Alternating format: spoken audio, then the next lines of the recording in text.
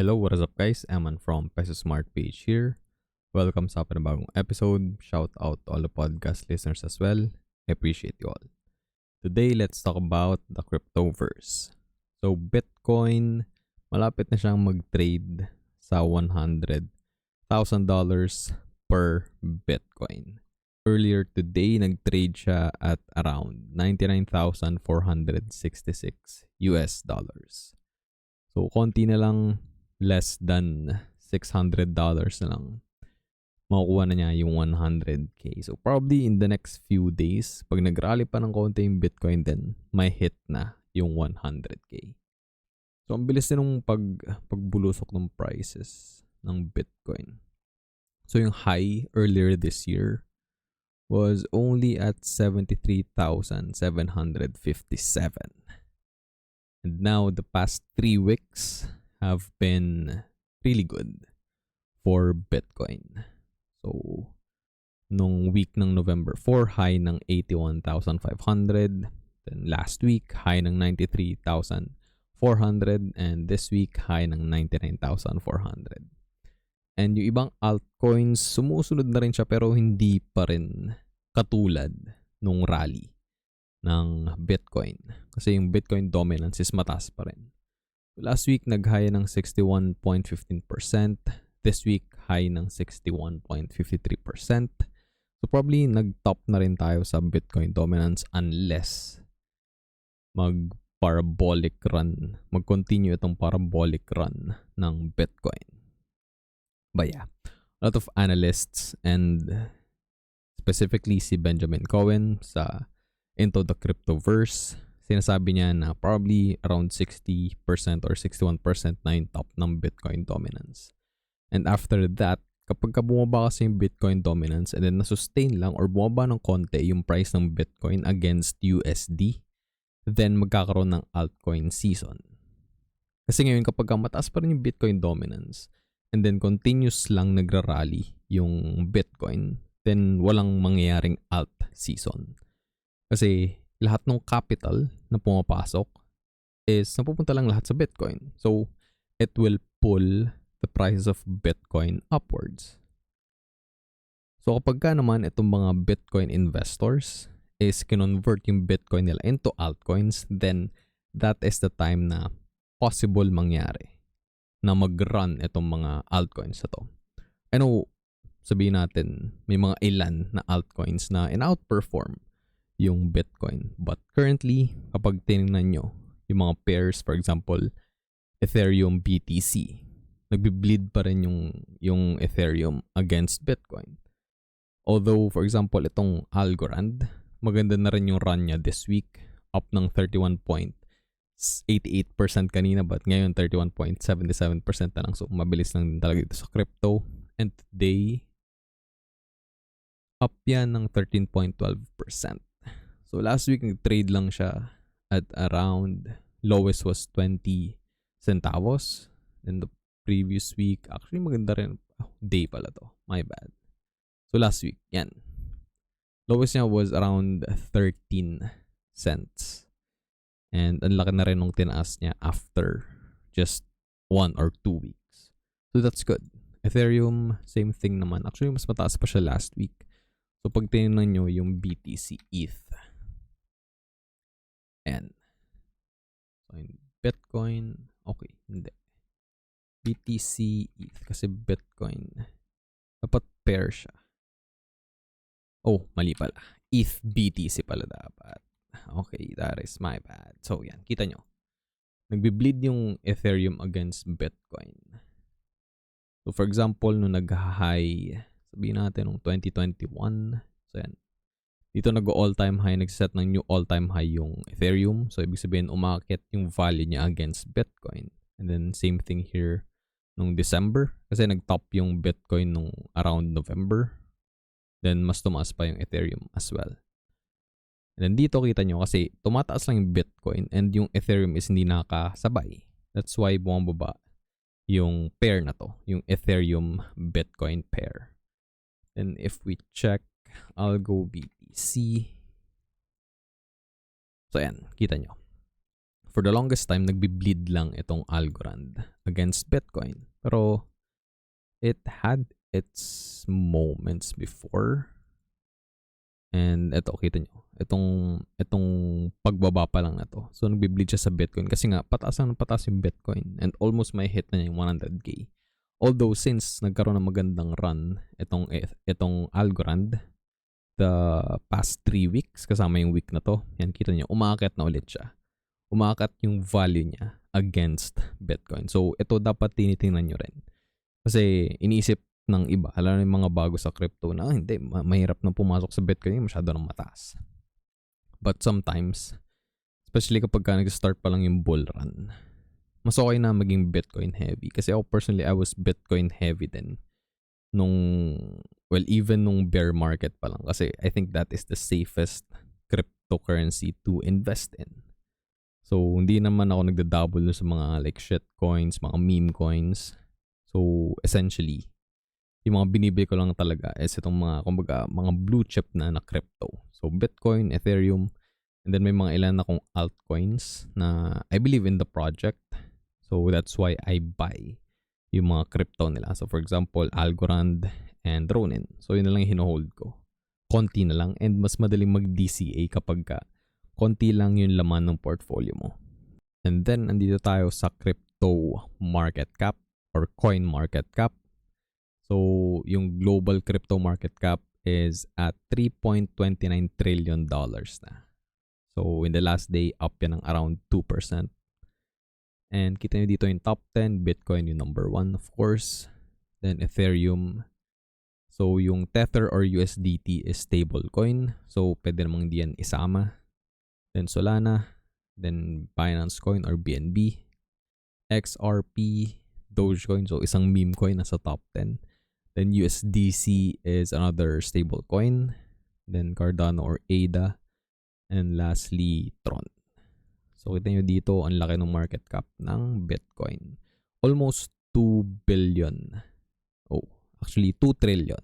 My bad. So ang dami na kasing numbers. That's why sometimes na nagkakamali na rin tayo. So almost $2 trillion yung market cap ng Bitcoin. So, more than half ng global crypto market cap, yung market cap ng Bitcoin. And then yung Ethereum, almost 400 billion. So, ang laki na rin. So, compare natin ito sa mga ibang companies, sa mga biggest companies or pinakamataas na market cap na businesses and companies sa buong mundo. So, andito tayo sa companies market cap. So, ang number 1 currently is Nvidia. Yung market cap is 3.4 trillion. So, mas mataas pa rin yung market cap ng Nvidia sa Bitcoin. Same thing with Apple at 3.472 trillion. Then, Microsoft. Mas mataas din to. Nasa 3 trillion yung Microsoft. Amazon, mas mataas pa rin kasi almost 2 trillion pa lang yung Bitcoin. And then, Alphabet, yung parent company ng Google, is 2 trillion din. The next one is Saudi Aramco, 1.8 trillion US dollars. So this is an oil company. Then Meta Platforms, parent ng Facebook, 1.4 trillion. So mas mataas na dito yung market cap, no? So kung irarank natin, well, hindi naman talaga business yung or company yung Bitcoin. So hindi siya like pwedeng ma-rank dito, but just for comparison's sake, number 6 dapat dito sa list yung Bitcoin.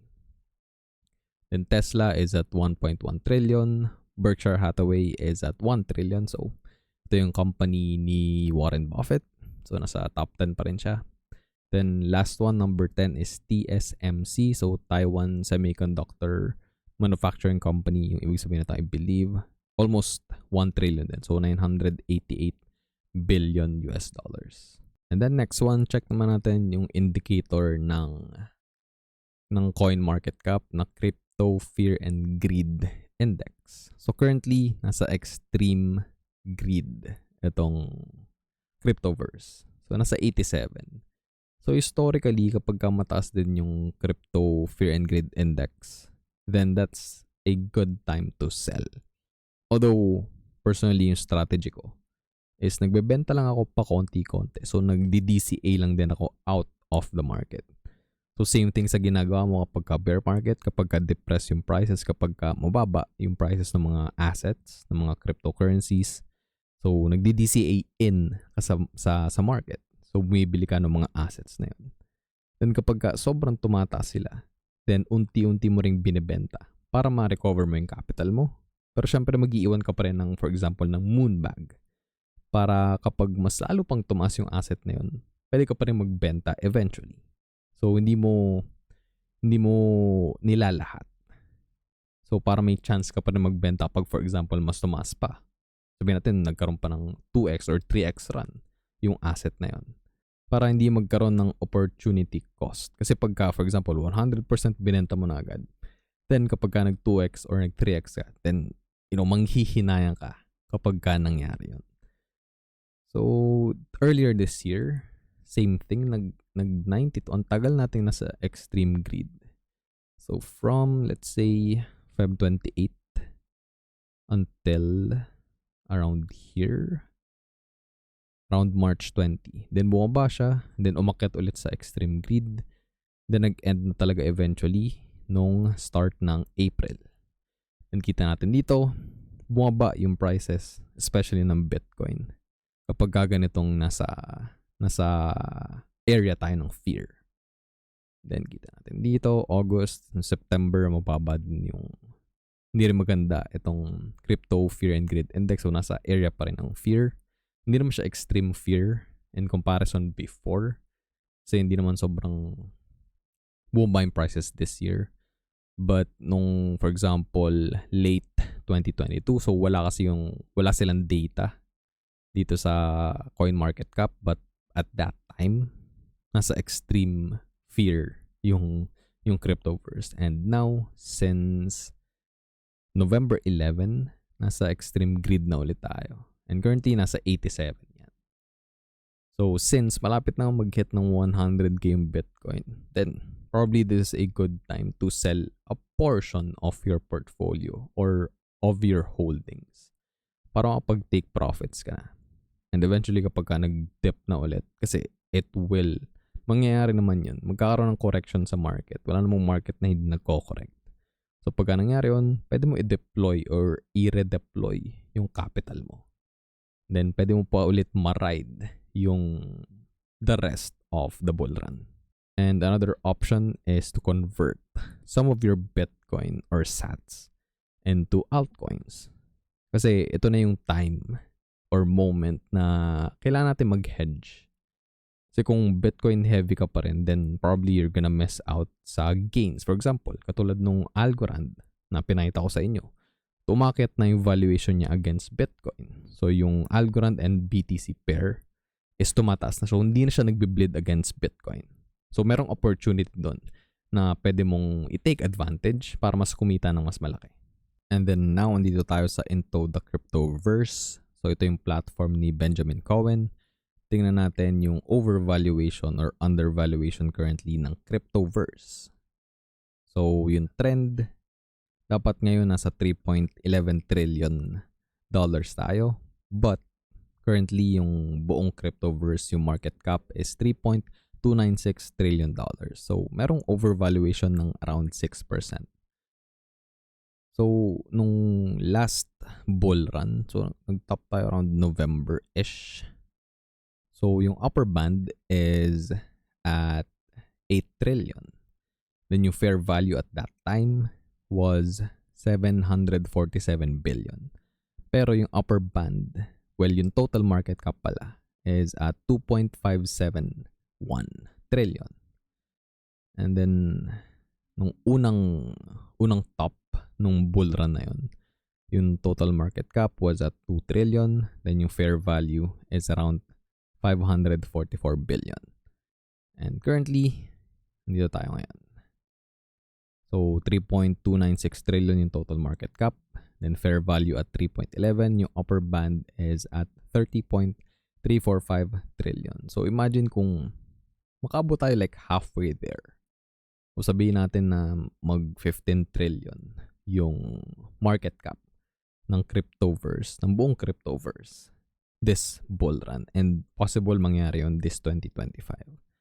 So, ang daming opportunities na pwede nating i-grab, na pwede nating i-take advantage, to get those gains, to get those profits.